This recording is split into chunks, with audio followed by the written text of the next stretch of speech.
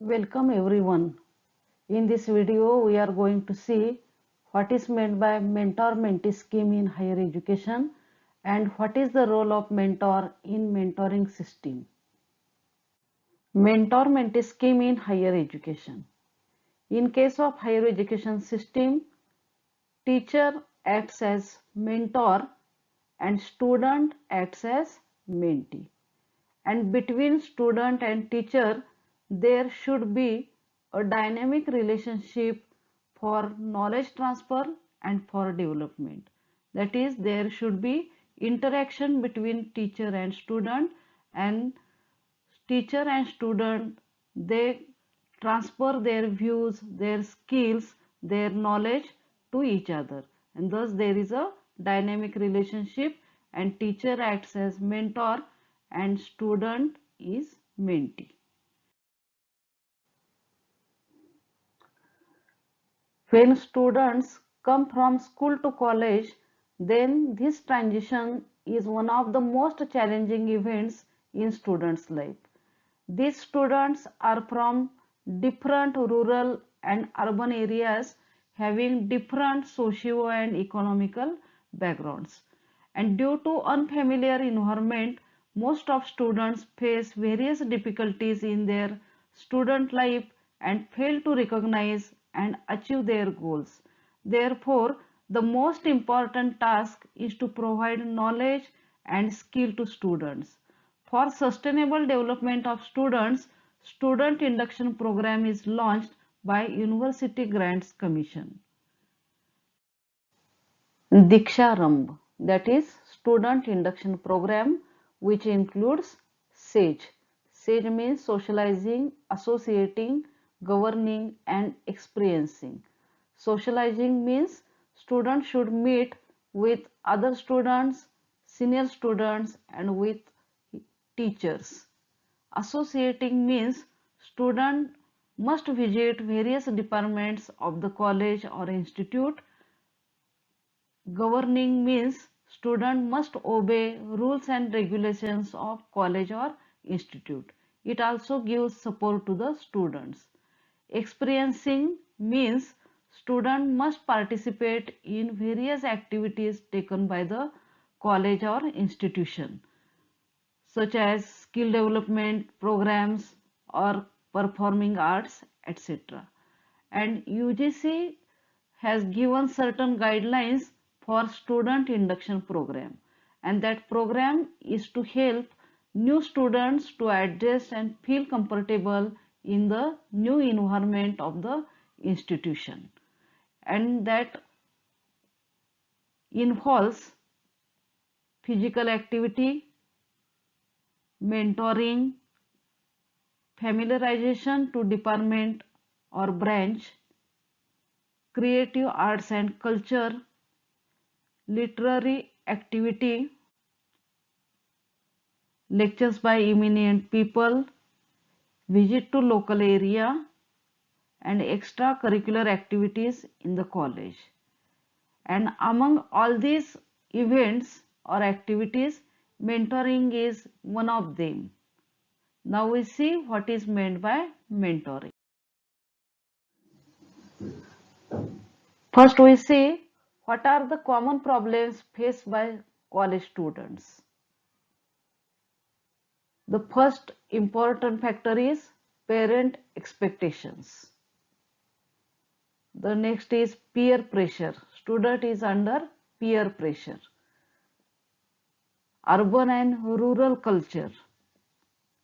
Language barrier. Most of the students face that problem, that is language barrier. Social and economical problems. Some students have their personal problems. Depression, lack of motivation, time management, examination fear. These are the different problems faced by the student when he comes in college campus. He or she comes in college campus. And to overcome that problems, mentoring is essential.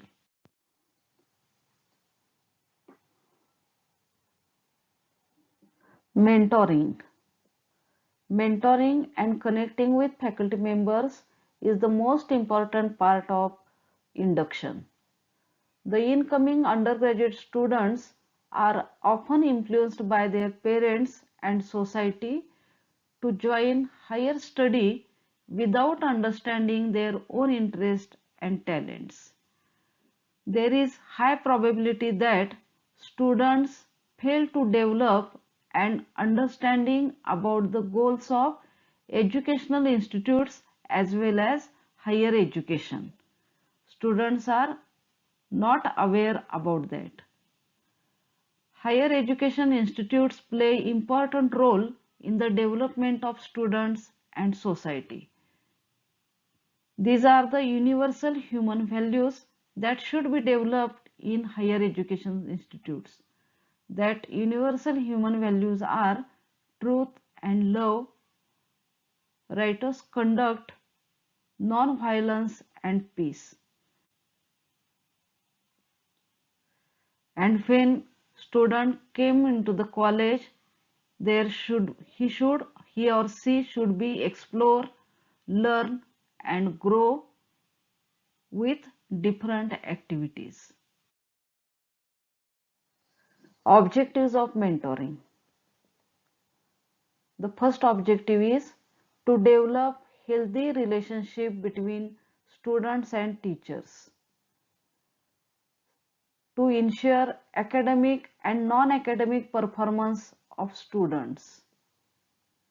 Third objective is to inculcate the human values among the students. Fourth is to develop responsibilities towards society and nation.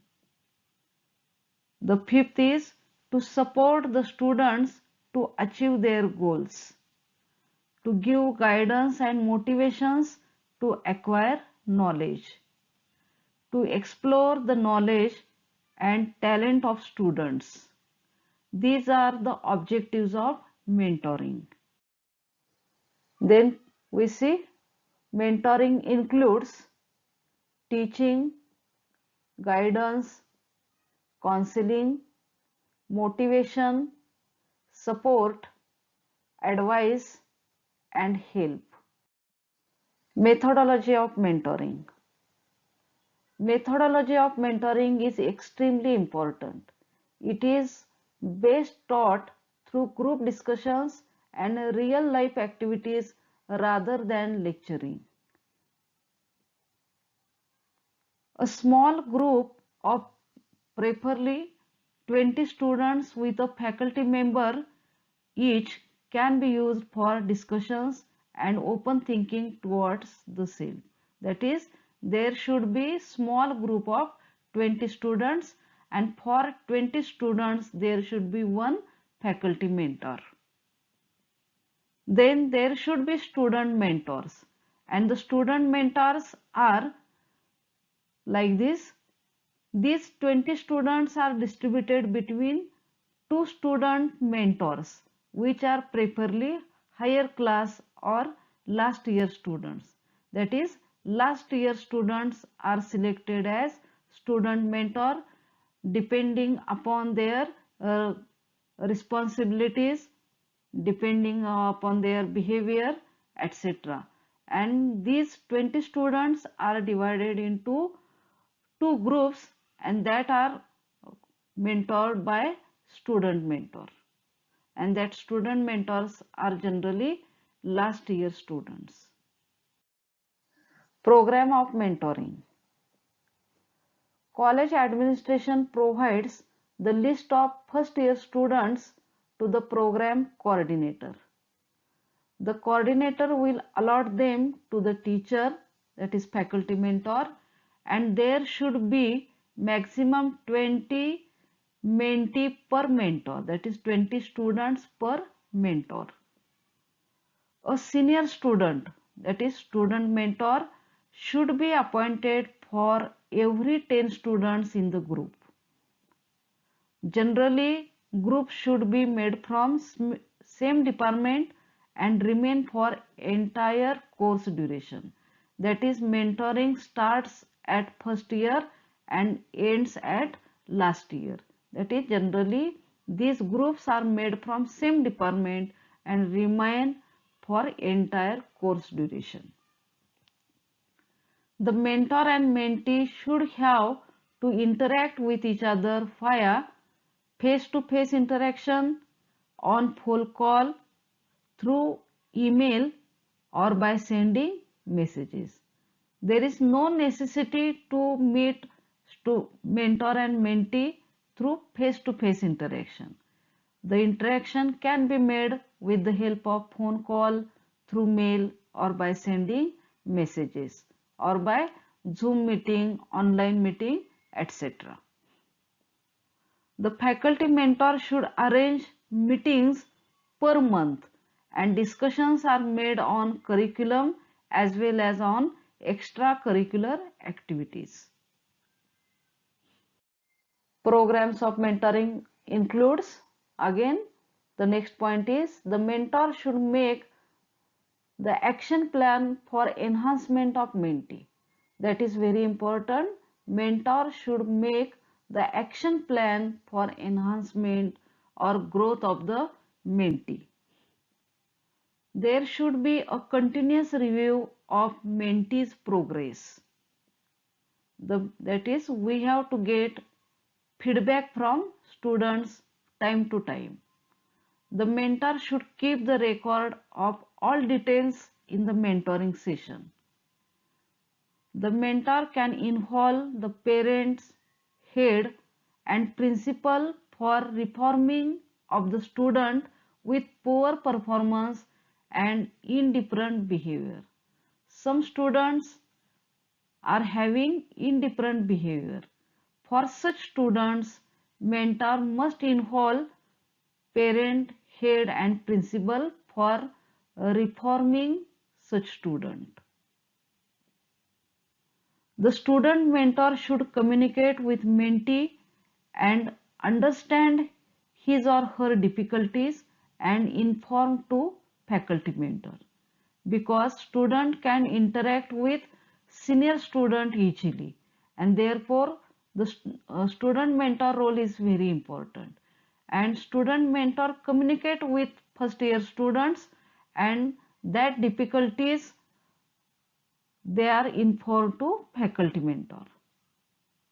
The feedback is taken, action taken report is prepared, and action plan is revised.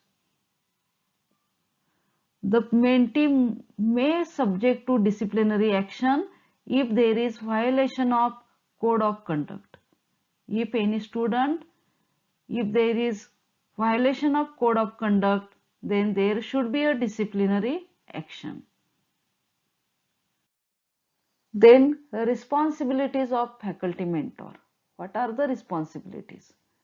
The mentor should understand student aspirations and family expectations. The mentor should listen, understand, and respond to difficulties faced by students in their academic, social, and economical issues. The mentor should identify the abilities and disabilities of students. The mentor should help to resolve psychological problems of students. Some students are under depression due to peer pressure, and for such students, mentor should help to resolve psychological problems. The mentor should support to individuals to achieve their goals. The mentor should keep the track record of academic and non-academic performance of students. The mentor should give instruction to student mentor to interact with mentees. That is, interaction should be through student mentor. The mentor should track the student's progress. The mentor should take review of action plan decided and do the SWOT analysis. SWOT means strength, weakness, opportunity, and threats. That SWOT analysis should have been done by the mentor. Then responsibilities of student mentor. The student mentor should help to first year students to adjust the new environment of college. The student mentor should communicate with students to understand their difficulties and guide them properly. They should give support and encourage the students to participate in curricular and extracurricular activities. They should give information regarding college or institution expectations from students.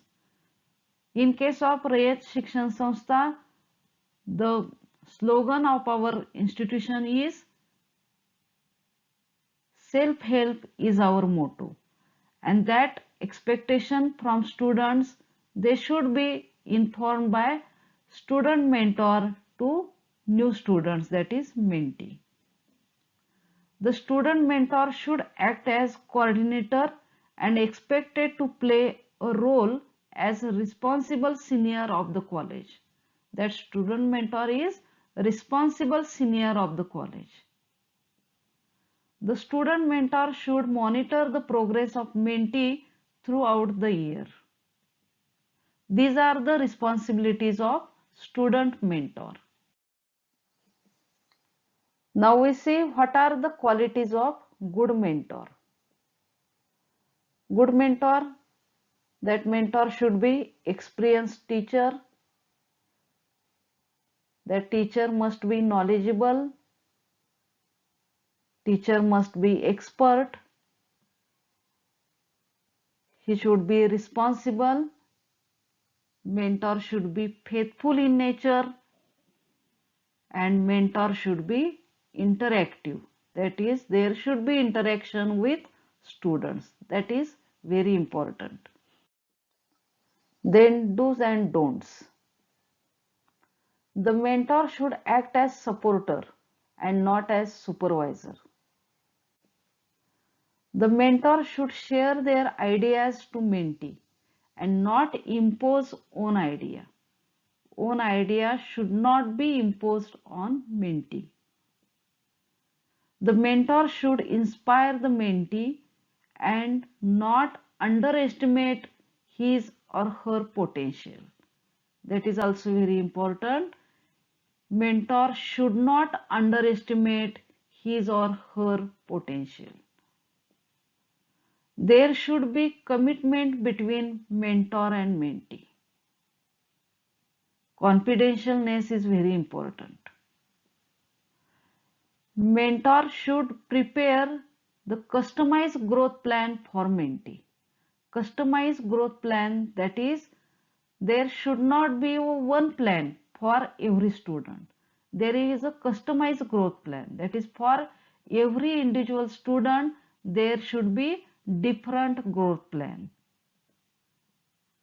There should be role boundaries between mentor and mentee and don't overcome these boundaries. There should be certain limitations. There should be role boundaries between mentor and mentee. And mentor should not overcome that boundaries. The mentor should give advice to mentee, but there should not be over dependence. That is, mentee should not be totally dependent on mentor. Only he should get the advice from mentor. Then responsibilities of mentee. Mentee, that is student, should accept his or her responsibilities. The mentee should know the objectives of mentoring. Mentee should understand the expectations of the mentor and the institute. There should be willingness to learn new skills. This is the requirement from students, that is, there should be willingness to learn new skills, new programs, etc. Mentee should decide and set a goal at the beginning of his or her higher education with the help of mentor. Every student has his own desires and he or she must decide a goal at the beginning of the education and not at the on the last year. The trust and respect must be established with mentor. The mentee should have to develop his or her academic and life skills. The mentee should develop positive relationship with mentor throughout the course. These are the important responsibilities of mentee. Then what are the benefits of mentoring? First is the learning and knowledge transferring partnership is established between mentor and mentee. It helps to mentee for development of academic performance. It enhances the ability of decision making, time management, learning capacity, communication skill, etc. And all these factors are enhances through by mentoring. The mentoring provide the psychological support to mentee. The mentoring increases the potential of mentee which helps to achieve their desired goal. These are the benefits of mentoring. That is, mentoring involves all these factors: learning, knowledge, gain the knowledge, experience, skill, ability, growth, training, competence. All these things come under mentoring.